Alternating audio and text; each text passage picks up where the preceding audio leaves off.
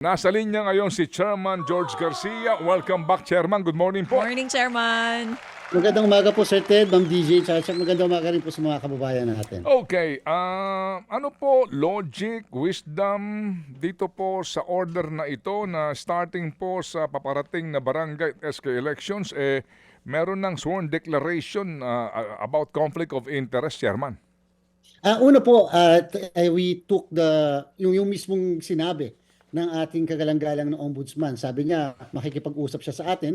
Hindi pa naman po kami nakikipag-usap pero pinastudy na po natin yan kaagad sa aming law department. Talaga bang pwede, dapat may ilagay tayo na sworn declaration doon sa state, sa mismong certificates of candidacy na sila ay nagkukumit na once elected, sa Sir Ted, Ma'am DJ, once elected, na they will have to comply with the provision ng Republic Act 3019, yung Anti-Graft and Corrupt Practices Act, at saka yung Republic Act 6730, yung Ethical Standard for Government Officials and Employees. Kung tutuusin po, parang pwede nyo sabihin, totoo naman talaga pag na-elect na, talaga namang they will have to comply with 3019 and yung mismong ethical standard. Pero at least po, pwede rin namin makasuhan at pwede natin makasuhan ng perjury yung mga kandidato na hindi nag-divest ng kanilang interest sa mga korporasyon, kung sila ay miyembro ng board o official or employee, na yung mismong kumpanya nila ay may direct conflict doon sa mismong opisina na kanilang tinakbuhan at napanalunan. So ang purpose po natin dito, greater transparency. Total naman po, Sir Ted, Ma'am DJ, hindi po ito additional qualification para po sa pagtakbo sa public office, kung hindi commitment lamang po yan at isa yan sa mga pinapanumpaan kasama ng mga iba pa na nakalagay doon sa certificate of candidacy. Hindi nga siya dagdag na requirement, kumbaga, qualification, kasi yun klaro ho yan no, sa ating saligang batas mismo, yung qualification sa ilang po, pati ho sa local government din natin, para po sa mga tumatakbo po sa halalan. Pero, Chairman, kayo na ho nagsabi, no? Ba't pa kinakailangang ilagay ito? Dapat alam nila yan at dapat sila'y nasunod. Particular po mismo actually, kung sa mga nasa legislatura, sa Article 6 po di ba, ng ating saligang batas, doon klaro mismo na hindi ka dapat mangingialam sa mga prangkisa, hindi ka dapat makikialam sa mga permits na hinihingi sa gobyerno kung ikaw mismo miyembro ng legislatura, etc. po. Ba't kinakailangan pa nito? Dapat po yan, alam na po nila yan at mabigat po ang kaparusahan dito kasi nga anti-graft po ang batas dito Tama po kayo, Sir Ted. Yun po ay sa mga miyembro ng Kongreso. Pero paano naman po yung ibang posisyon din, na yung ibang posisyon kasi, Sir Ted, hindi naman pinagbabawal talaga na magkaroon ng negosyo yung isang tumatakbong governor, isang tumatakbong mayor o mga iba pang posisyon. Very clear po sa Constitution, talagang walang other profession dapat yung mismong mga miyembro ng Kongreso, Senado man o sa mababang kapulungan. Pero dito po kinakailangan all-encompassing, damay dapat ang lahat, na dapat pag-file pa lang nila ng candidacy, aware sila na una, tingnan muna nila yung bang papailan ko ng candidacy na posisyon, yung bang present na hawak ko na presidente ako, miyembro ako ng board, official ako ng kumpanyang ito, pag sakali bang ako'y mananalo, may direct conflict ba doon sa mismong posisyon na aking hahawakan? Halimbawa po, supplier kami ng papel. Pagkatapos office supplies, yung mismong opisina, kahit naman anong posisyon, laging may mga office supplies. Paano po yun? So kinakailangan, aware ako, doon pa lang sa filing ng candidacy ko, that I will have to divest and I will have to comply with Republic Act 3019 kasi total nandun yung sa aking certificate of candidacy. It may just be a reminder, Sir Ted, but at the same time, it is also ang purpose natin dito is yung commitment ng mga kandidato sa simula pa lang na nagpapalit sila ng candidacy na ano man ang mangyari, they will really have to comply with 301. And yung iba nga po dyan, Sir Ted, kahit yung opisina nila will not be in conflict doon sa posisyon at doon sa negosyo na meron sila. Nagda-divest po kahit po talagang hindi naman related.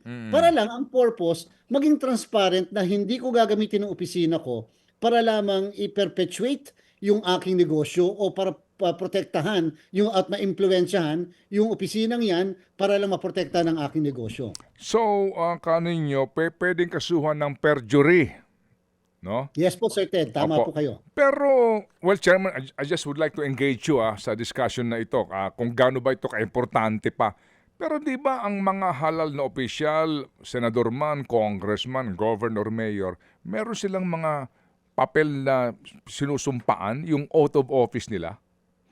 Yes po, Sir Ted. Okay, okay, Yan po sige. ay hindi sila pwede mag-assume ng position Okay. kapag sila ay hindi nag-submit o tinatawag na oath of office. Opo. Hindi ba doon sa oath of office, klarong-klaro doon na ako, si Zarina Balba Guevara, oo, ay maglilingkod ng tapat at susunod sa mga batas ng Republika ng Pilipinas. Di ba lahat ng oath may ganun? Yes po, Sir Ted. In fact po, I'll be very honest din. Kahit yung Certificate of Candidacy, may nakalagay sa kahuli-hulihang part that I will obey all the laws Oo. and of the Republic of the Philippines. Doon po all-encompassing na yon. Yes. Pero hindi po kaya mas maganda rin na meron tayong specific tungkol sa conflict of interest. Oh, kasi it follows na sa aking panunumpa, itong Republic Act number na ito, 3019 at 6713, klaro, nasakop na ito. So, ano to, sa redundancy? Hindi naman po. Hindi natin makukonsider, sir, with all due respect, yung redundancy yan, sapagkat remember po, yung oath after the election. Itong aming nire-require at ire-require na commitment prior to the election, Okay. during the filing pa lang ng candidacy. Para Okay. at least po, meron po kasi mga tumatakbo, Sir Ted, nang galing talaga sa pribadong sektor.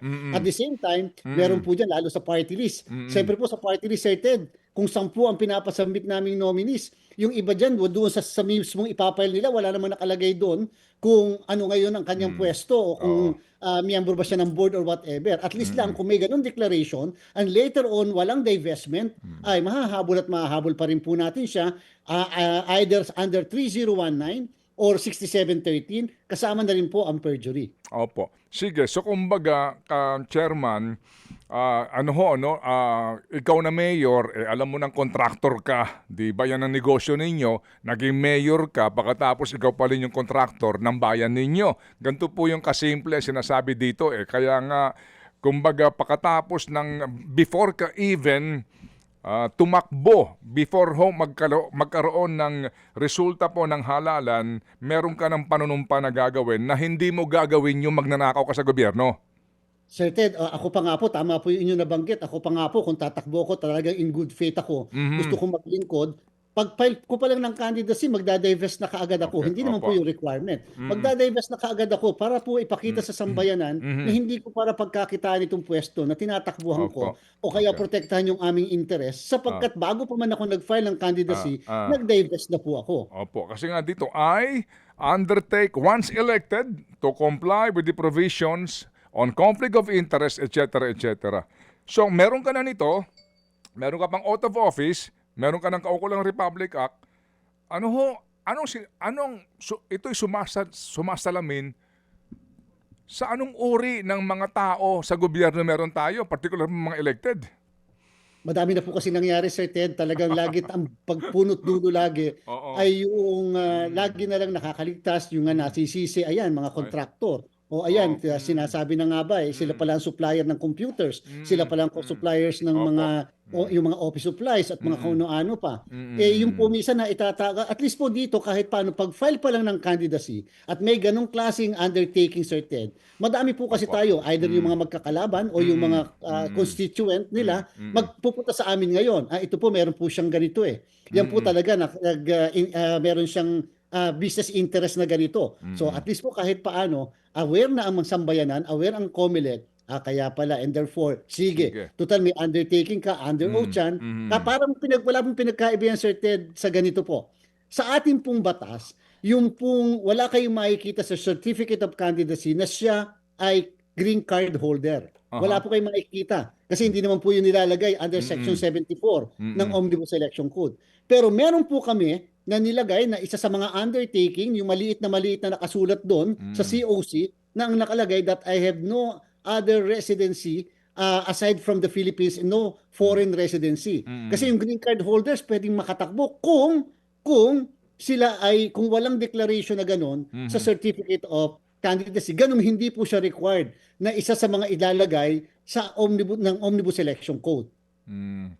Okay, sige po. So, kumbaga, sa akin nga po, ang take ko kasi dito, pag hindi ka pa naman, di ba, informed dito po sa conflict of interest na ito, ewan ko na lang.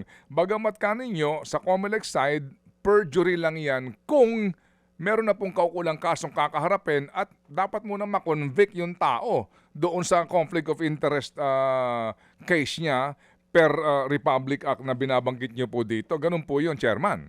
Yes po, Sir Ted. At in fact, later on, pag-aaralan pa namin ng mas malalim yung issue ng Okay. disqualification. Aha. Kasi isa po sa mga grounds to disqualify ay kapag ka hindi sumunod sa rules and regulation ng Commission Opo. on Election. So remember po, Opo. lalo local officials, kahit tapos na ang eleksyon, the COMELEC retains jurisdiction over them, especially if there is a commitment prior to the election. Okay, sige po. So ito po'y GONA, starting po sa November 2 election ng SK at barangay, including po yung paparating na 2028 elections. Yes po, Sir Ted. Kasama po ang party list, Sir Ted. More particularly, kasama ang party list po dyan. And therefore, yung mga nominees na magsasabit sa amin ay dapat ngayon pa lang kayo ay aware dyan sa ganyang klaseng undertaking. Only in the Philippines, Chairman. Mas maganda na po yun, Sir Ted, for Okay. transparency sake at the same time para lang ma-reiterate natin Opo. na ito yung tamang kampanya po natin. Okay, BARM election happening po ito ngayon pong Setyembre na. Kamusta po ang lahat, Chairman? Sir Ted, tuloy na tuloy na tuloy. Yung pong nagbibigay ng mga fake news dyan, baka daw po hindi matuloy dahil daw po baka mayroong mga problema na naman. Sa kasalukuyan, wala po tayong restraining order mula sa Korte Suprema. Wala pong desisyon ng Korte Suprema na nagpababaliwala nung tinatawag na redistricting and therefore, asahan na po ng sambayanan at lalo-lalo na yung mga kababayan nating Moro sa Bangsamoro tuloy po sa September 14. Ang COMELEC po, 95% na kaming handa. Kulang na lang po kami sa training ng mga guro at yung mga gamit namin ay nadideploy na po namin at bago matapos ang Agosto, naka-preposition na po ang lahat sa iba't ibang probinsya dyan po sa Bangsamoro. Okay, and so far ho naman, Chairman, sa ngayon, wala pa ho talagang humihiling po na isailalim po sa COMELEC control ang 50 barangay, ha? Yes po. Meron po tayo, Sir Ted, na 5,212 na presinto at meron po tayo more or less 105 na munisipyo, 2 syudad sa Bangsamoro. Sa kasalukuyan, tama po kayo at sa awa ng Diyos, wala pa po na nagpapalagay sa COMELEC control. And so far po, bumababa yung bilang ng red category areas, meaning to say, nag-i-improve ang peace and order situation. So far po, wala tayong mga massive na nasasakutan ng mga armas o yung mga deadly weapons o lumalabag sa tinatawag nating gun ban at more or less lahat sila ay sumusunod. Yung election-related violence, halos wala rin po tayong nararanasan sa kasalukuyan. May mga criminal activities pero yung po ay crimes not related sa eleksyon. Sige po. Meron ho ba kayong bagong mga resolution concerning po itong party list election last 2025 election? Meron po kasi Sir Ted na ang ating pong Kongreso ay nagkaroon ng panukalang batas patungkol sa party list at yun po yung hinihintay namin. Ayaw po namin kasing silang i-preempt at meron din po kasing kaso sa Korte Suprema and meron po mga alingas-ngas na magkakaroon ng isang desisyon ng Korte Suprema although masyadong presumptuous at this point na magbabago ang mukha ng party list, yung magkakaroon ng bagong criteria base sa ilalabas na desisyon. So yan po ay hinihintay namin Sir Ted kasi po mahirap nating i-preempt yung magiging batas kung sakali man kasi po priority legislation po yan eh. Nandyan po yan sa LEDAC priority measure. At number 2, kung sakali meron talagang desisyon, gusto naming alamin ano yung mga bagong criteria, requisites upang mas mapatibay natin at hindi maabuso ang party list system. Hindi, what I'm talking about is any pending protest ho. Di ba hindi pa ho fully na proclaim ang lahat ng party list? Na-proclaim na po lahat, Sir Okay. Ted. Napunuan na po natin. Kompleto Yung pong, na. opo, yung pong Akbayan Party List, yung pong, so lahat po ay naproklama na natin, Sir Ted. Okay. Puno na po yung 65. At in fact, may mga ilang dinala sa Korte Suprema kasi ang paniniwala ng iba dapat daw hindi 64. Kung hindi dapat, hindi po dapat 65, kung hindi dapat 64 ang ating naiproklama na party list. Okay, sige po. So salamat na marami po, Chairman, sa inyo pong paliwanag dito po sa pinakabago pong panuntunan ng COMELEC sa filing of Certificate of Candidacy. Salamat po, Chairman. Maraming salamat po, Sir Ted, Ma'am DJ. Magandang umaga po sa inyong lahat. Thank you, si Chairman George Garcia, COMELEC. Mga kapatid, patuloy po kayong tumutok sa 105.9 True FM para sa totoong balita, impormasyon, music and entertainment. Mag-subscribe sa aming YouTube channel at podcast at sundan nyo kami sa Facebook, Instagram, X at TikTok sa True Network PH. Bisitahin din po ang aming official website, truefm.ph. At panoorin din kami sa True TV Signal, Channel 19. Kami po ang 105.9 True FM. Laging true sa'yo, kapatid.